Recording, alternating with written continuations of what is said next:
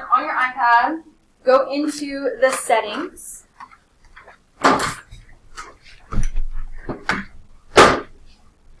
In the settings, you're going to see, I'm sorry, this picture is a little blurry. In the settings, you're going to go into the classroom.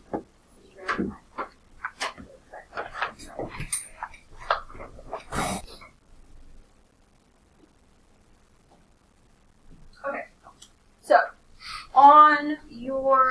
in your notes, you have a couple different things. One is the actual notes that we'll be doing today. One is a calculator page, and I'm going to show you different calculator things. You're going to take down notes of whatever you feel like you need, things like that. The other is tips on desmos, how we can use desmos for different things. But I want you to find this page in your notes first.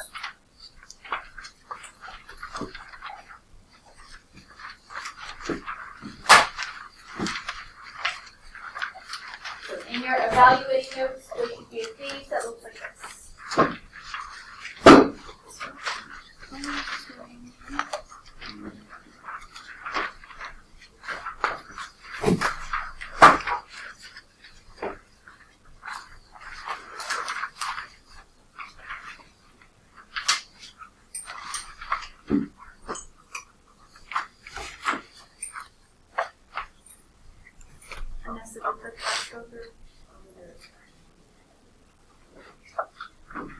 So eventually we're going to be evaluating, and I'll explain what that means here in a bit.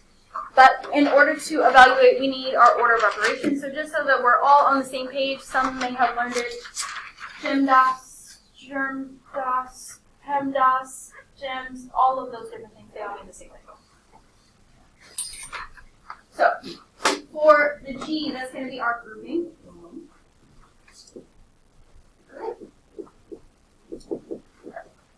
So that's going to be any set of like parentheses, square brackets, curly brackets. I can't ever do one of them, try to make it look like that. Or if you look on your calculator, in blue up here are the curly brackets, right above the parentheses.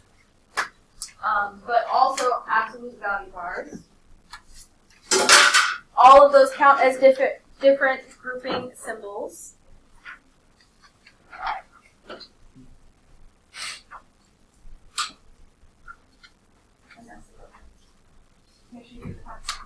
Okay. Then we have exponents and radicals.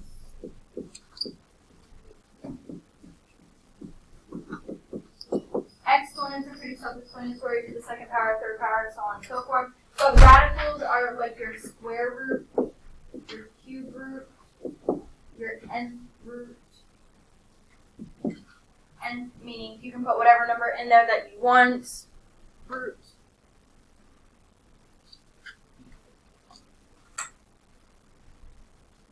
So grouping first, then exponents and radicals, then multiplication or division, whichever comes first, reading left to right.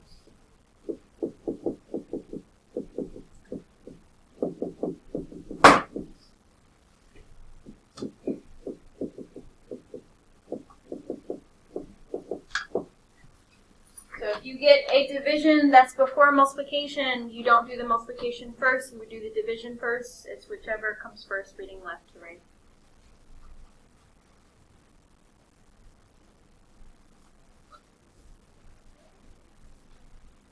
And then same thing with addition and subtraction.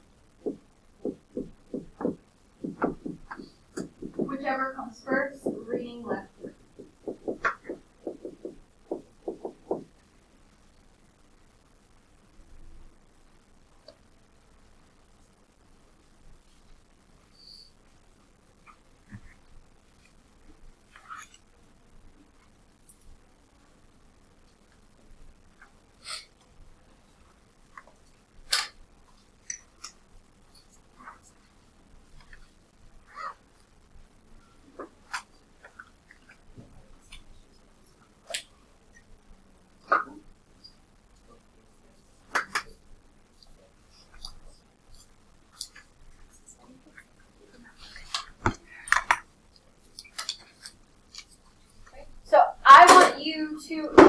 two of these, using your order of operations, remember which one comes first, do grouping, do exponents and radicals, do multiplying and dividing.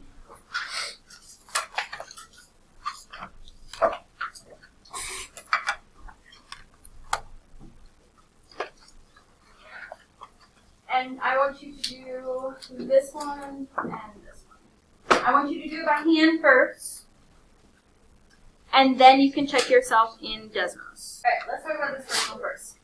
First, did anyone get this answer? Okay, couple. What about 295, negative 295, bless you? You were on the right track, but a little off. So I'm going to walk through what you should have done with this, and then probably the main issue that a lot of us made.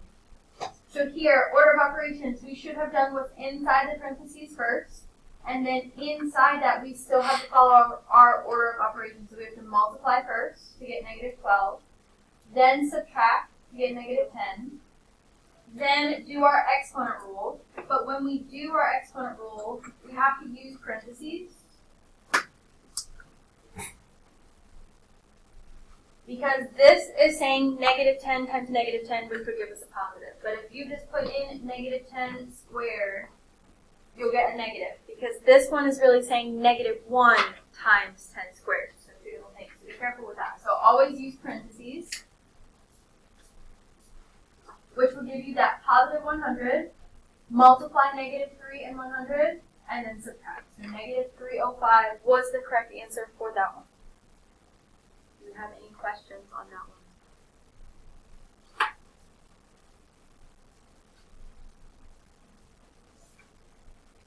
Right. In the second one, you could do some of these at the same time. So we know grouping first, but inside the grouping, we have to take the square root of 16. Because we're doing that, we can also do the negative 4 squared at the same time. Or you could do it one later, it does not matter. So this became that positive 16 for the same reason this became that positive 100. The square root of 16 is 4. Then we have to finish out our grouping, subtract to get negative 2, multiply to get negative 32. And then here's where it gets a little tricky, because we should divide using our order of operations, but we can't divide until we know what our numerator is. So figure out your numerator and then divide. So negative 17 was that final answer for that one. Questions on that?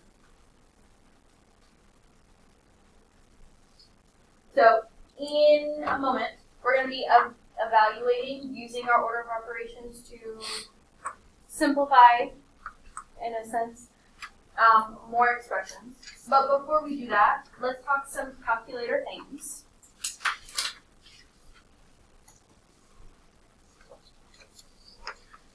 So everyone look at your calculator. Put your calculator sheet in front of you.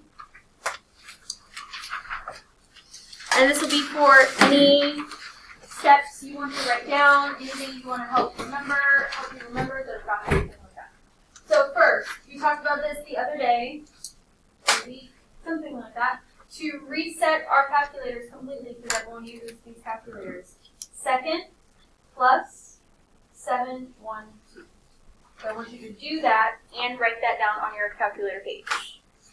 Second plus 712. As I'm doing things up here, all of the buttons will pop up down here, so if you forget what I said, you can look.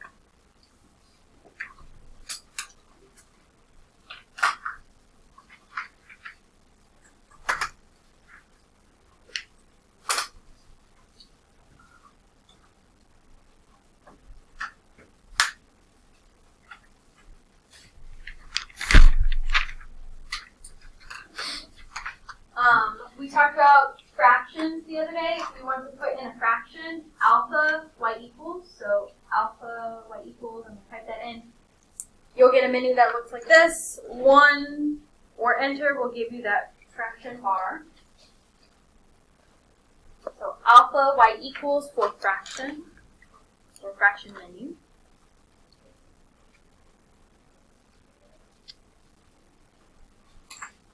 If, let's say, you forget to press alpha and you just press y equals. Everyone press y equals so we can all get back home. This is the go home buttons. second mode. We'll put you back to the home screen where you can calculate. Second mode.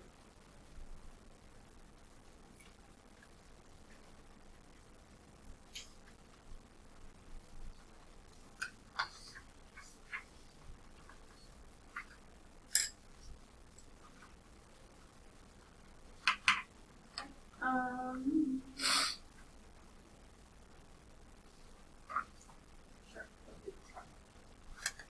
So we talked about this when we were simplifying. This button down here, I would circle it, highlight it, something is your negative. We use this for negative. That would be if the negative comes first, everything else is going to be a minus, unless we multiply. So this is your negative.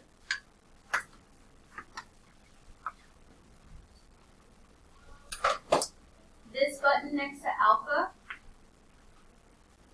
can be used for x. So the one that says xt, that's a theta symbol end, that button can be used for x.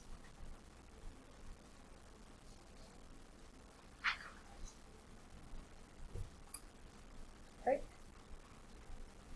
The blue second button is going to be used for anything in blue. So any words, letters you see in blue, you're going to press second first.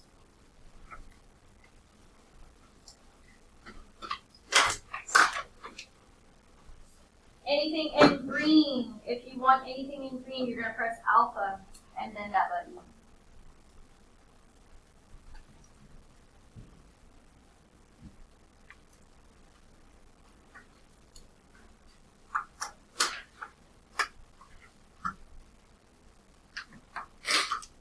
So I'm going to press X,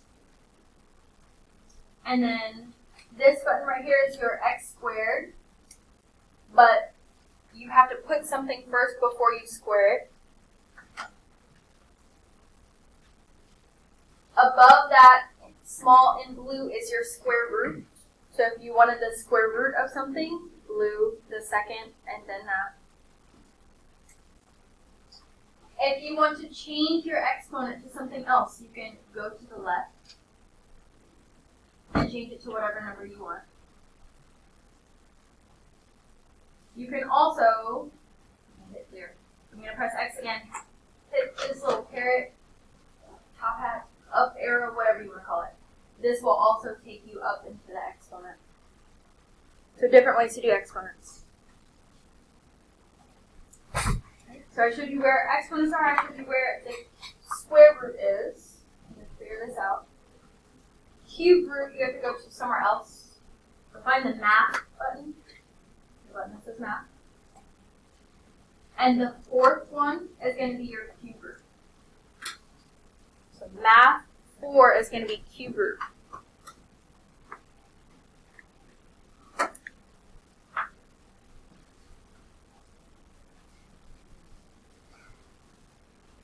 And then 2 more things, and then we'll switch to desmos. We'll talk more about some of these things when we get further along. We don't need all of these things right now. These are just basics. Absolute value, if you hit alpha window,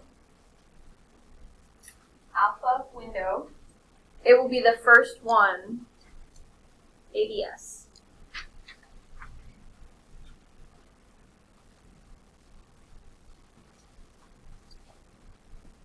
If at any point you forget where any of these things are, I'm going to clear out of this. In the catalog above 0, so if I hit second 0, all of those buttons are always in the catalog. So you can always go through that as well.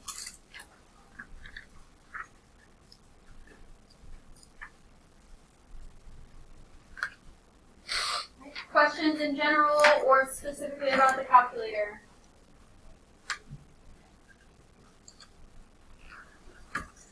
Let's change gears.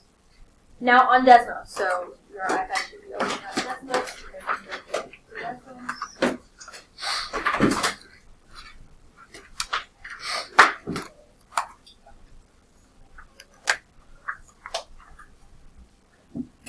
You are probably more familiar with the scientific calculator, but you'll be using the graphing one. So think about this. If you want to make these lines bigger, easier to read, go into the wrench and pick the bigger A. And it makes things bigger.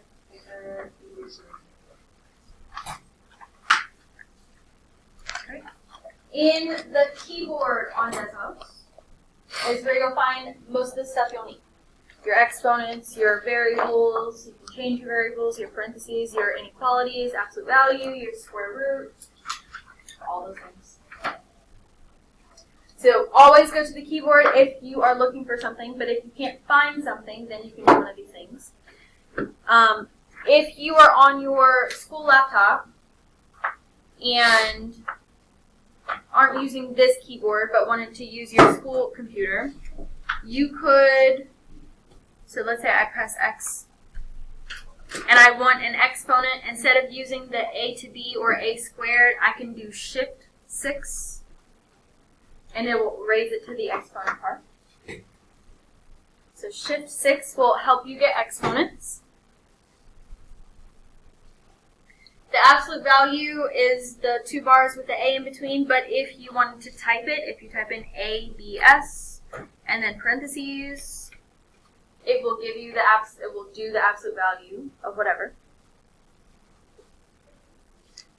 Your square root is right there, but if you wanted to type it in, you could type in the letters SQRT. I didn't mean to put that.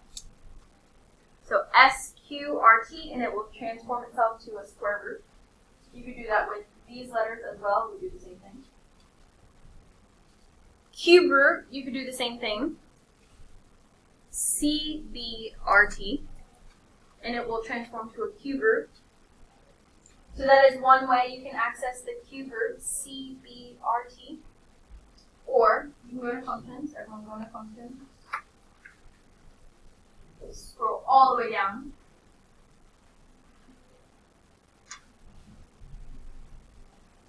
And then find this symbol, the nth root. You're going to be able to put in whatever number you want. Usually it's going to be 3. And then whatever. Okay. Questions on any of the Desmos stuff so far? I'm just going to show you a couple more, and then we'll actually get back to our notes. You can add in another line just by clicking the line underneath it, or adding from the plus expression. They do the same thing. We'll do tables later. If you want to put in ordered pairs, so everyone do this. You're going to type in parentheses. I'm just going to pick a random ordered pair. 0, 0. It's going to plot that point for you. If you want to label it, you can. We'll label what it's called, / if you want to call it something else, I'm just going to type in random letters. You can call it whatever you want. If you want to put in multiple, so I'm just going to pick another one. I'm going to do comma, another ordered pair. You can put in as many ordered pairs as you want. If you want to change the color, go into the gear wheel, hit this, and you can change the color, the size, what it looks like, all those things. Because you're zooming in and zooming out, maybe you can't see that there are 2 points here. If you ever zoom too far out, you hit the home button. It will take you back to your 10 by 10.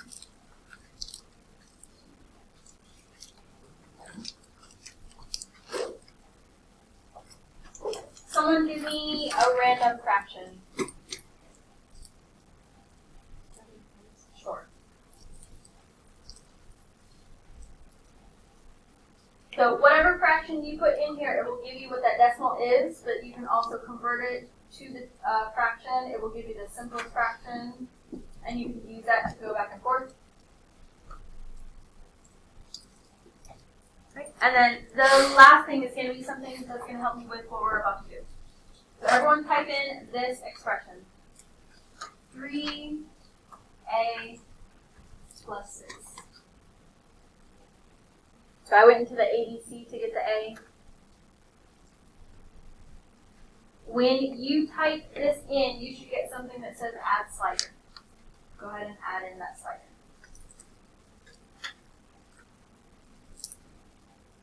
Right. You can change this number to whatever you want. So what we're about to do is going to help you with this. So let's say I want to make this 6. This would put 6 in for A and tell me what that answer would be. This is a good way to check yourself for what we're about to do. If you wanted it to go to specific values or different values, you could hit play. It would go through all of them. Okay. So this is a really good tool to use when checking yourself. The calculator does the same thing, but it's a little different. So if you want to know how to check yourself like this on the calculator, I will show you how to check this. Okay. Do we have any desmos questions specifically or in general?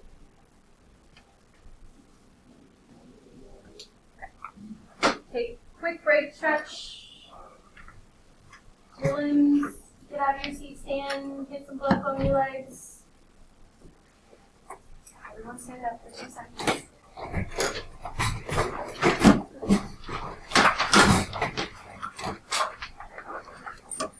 And then you can sit down.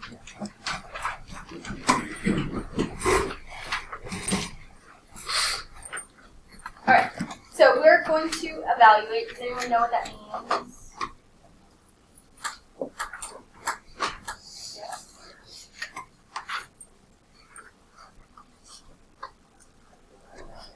What would you say it means, Isaiah?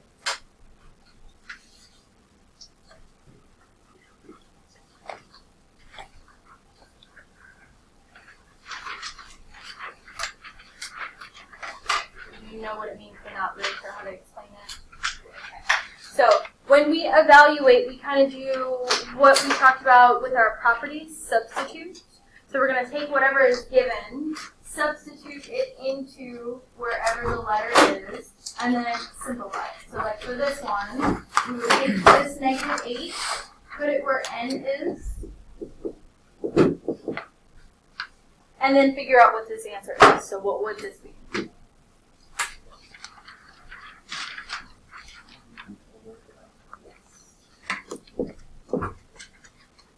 So we're really just replacing the variable with a number and then figuring out what does this expression equal. All right, we'll do a few of these. As you're doing this, I want you to show how you put the number in, so use parentheses, and then each step of your math, so that if you miss the step or made a mistake somewhere, I can see it. All right, so let's try this one. So we would put 12 in for where D is.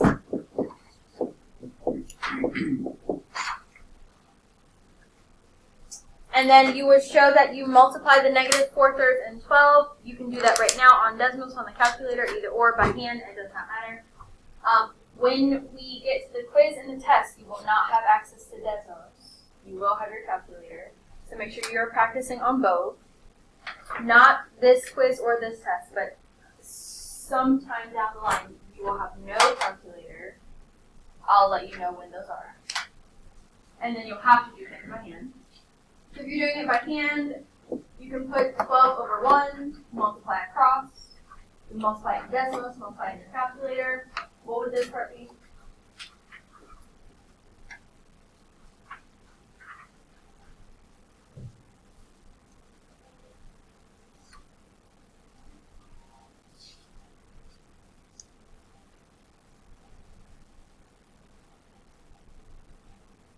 Multiply -4/3 and 12. What would we get there?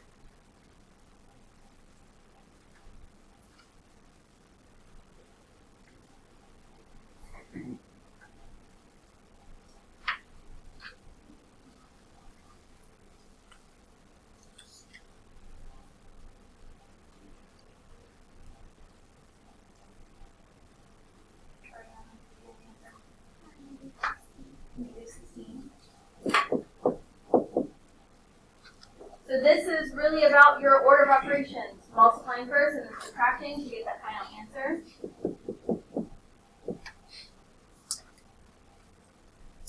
If you were to put in everything, so -4, you have choices. In Desmos, you could put D and then make the slider 12. You could put it in just like this. You have a choice. So put in one of those two and see, did you get the same answer? You can do that in your calculator by doing this. If you want to do this version, you have to use X, and I can show you how to do that.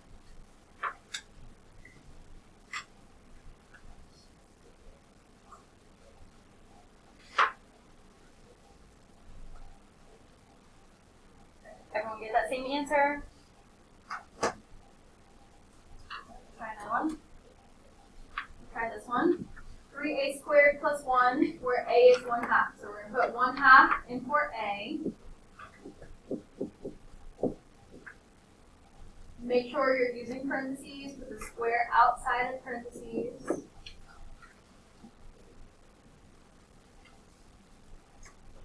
And then order of operations, what are we doing first?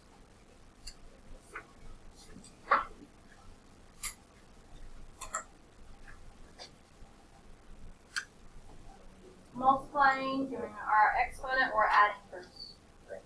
Exponent. So we're taking 1/2 and we're squaring it. What would that give us? 1. Double check that. We're not doubling it. We're multiplying it to itself. Be careful with that.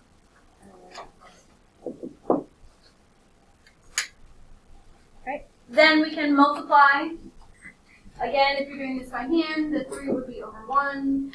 Multiply across.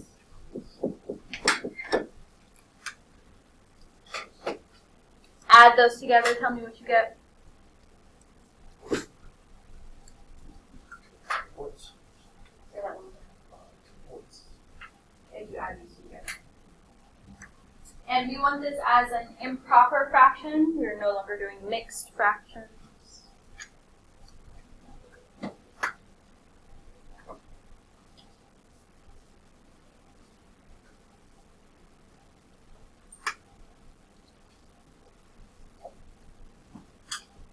Add those together, what would we get?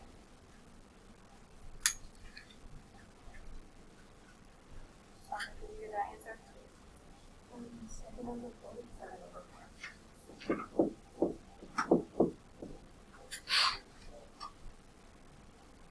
And again, you could double check that, put that all in Desmos in the calculator to see if you got that right answer. If you were unsure, so what I meant by mixed improper fraction is where the number in the numerator is bigger than the denominator. Mixed fraction is where you have like 1 and 3 fourths. Okay, let's do an absolute value one. Okay, we'll do this one.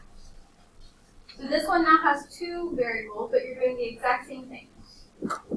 So we're going to put 4 in for A, 6 in for B,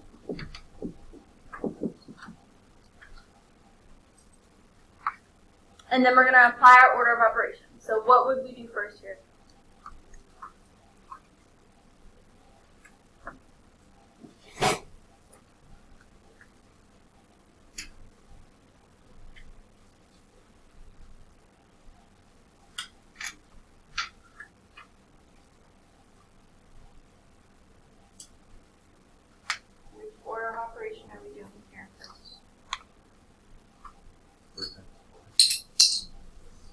In the grouping process, our grouping, we have absolute value bars, we have to multiply before we can subtract.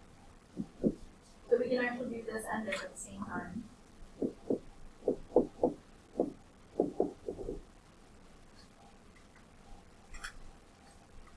Okay, so we've multiplied inside the absolute value. Now what?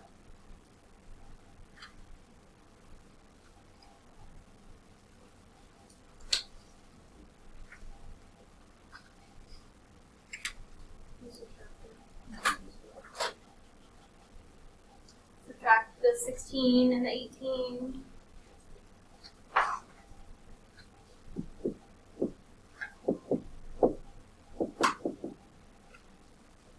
Then your absolute value bar, absolute value in general, measures distance. Distance cannot be negative. So when there's nothing else for you to do, you're going to drop your absolute value bar, change it to parentheses, and make whatever inside positive. But none of that can be done until the very end, when there's nothing else left to do. Then multiply, then add. So that our final answer is 1.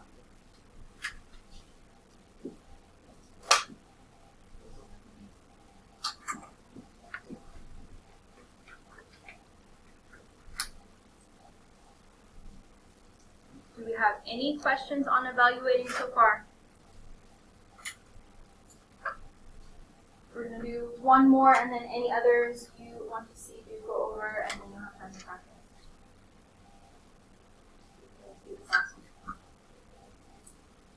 Great. Again, it has 2 variables, so that part hasn't changed. This, I do want to show you that this is the cube root of x, not 2 cubed times the square root. So if you want to put in parentheses so that you differentiate, you can do that. Then we can put in all of our numbers.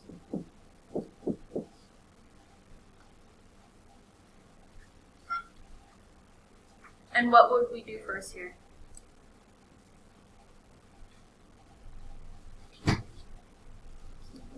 Cube root. So our exponents. At the same time, because we need to multiply eventually, we could do these 2 things at the same time. What is the cube root of 27? So think about what times what itself will be 27. We know 3 times 1 will be 3, so then we can multiply 2 and 3, and then subtract so that our final answer is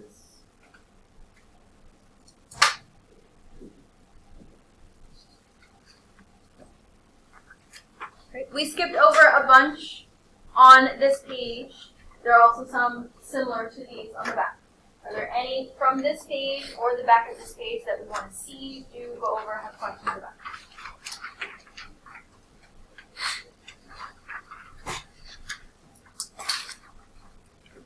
They're not numbered, you'll just have to tell me what it says if you have any questions.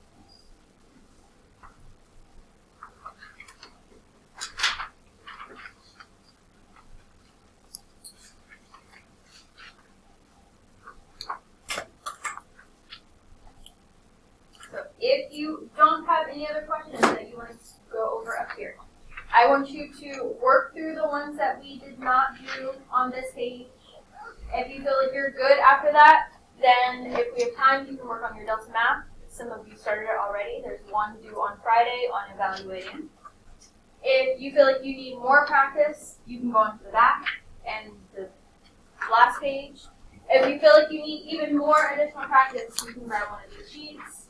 I'm going to pass out your review because you have a quiz coming up, test coming up. I'll explain how that works next class. But do the problems on this page first. Does anyone have questions on what we're working on for the rest of the class? If you need my help, let me know. You can work together, talk to each other. Did you get this answer? How did you do this? All of those